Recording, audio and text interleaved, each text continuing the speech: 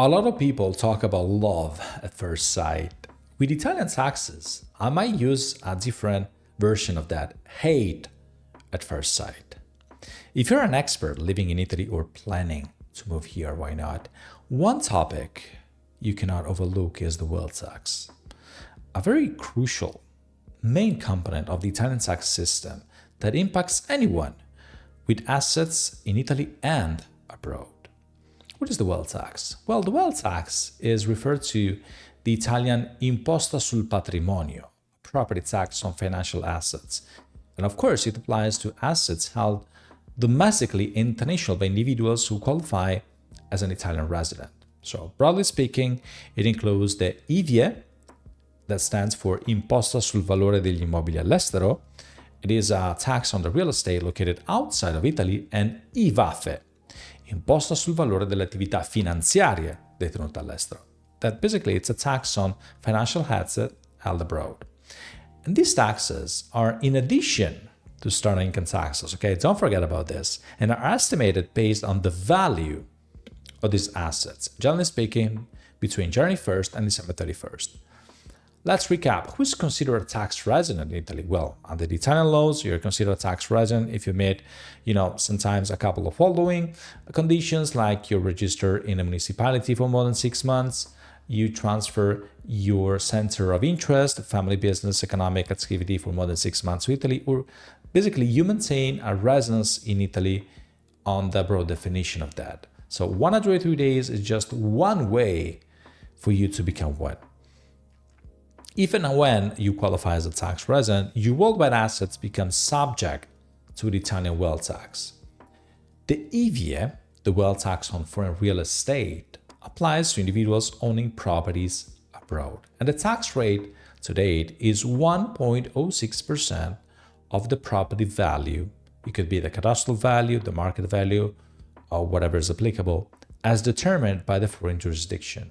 However, if you pay property taxes in the country where the asset is located, you can typically claim a credit to reduce your Ivie liability here in Italy, the dual tax credit exemption.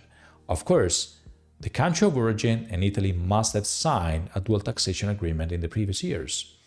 Let's say Maria, an Italian tax resident, she owns an apartment in France, and the apartment is worth 500,000. She pays 2,000 in property taxes per year in France. Her Ivie liability, the wealth tax here in Italy, would be 500,000 times 1.06%, 5,300. Applying the 2,000 credit for the French property taxes, now Maria owns just 3,300 in Ivie to Italy. Let's jump to the Ivafe, the wealth tax on foreign financial assets. The Ivafe covers financial assets such as bank accounts, stocks, retirement accounts, bonds, mutual funds, insurance policies held abroad, and trust. And the tax rate is one flat rate of 0.2%, flat on the asset value. If you are a resident of Italy and you have 300,000 in the foreign brokerage account, the Ivafe is 300,000 times 0.2%, 600. Period. What are the reporting requirements? Reporting is the key word here. All foreign assets subject to the wealth tax must be declared annually in the Italian tax return that goes by the name of the Modello Redditi in the RW framework. Failing that can result in severe penalties from 3 to 15% of the unreported assets value, up to 30% if the asset is in a blacklist country. There are a lot of common misunderstandings about this topic. There are a lot of people that are into not reporting foreign bank accounts for whatever reason. Many expats believe that small balances don't need to be declared. In reality, all accounts, regardless the balance, must be reported, of course, within conditions. There are some few exemptions. They like to pick incorrect valuation. But remember, using the wrong valuation method, market versus cadastral value, can lead to overpayment or, on the opposite, penalties.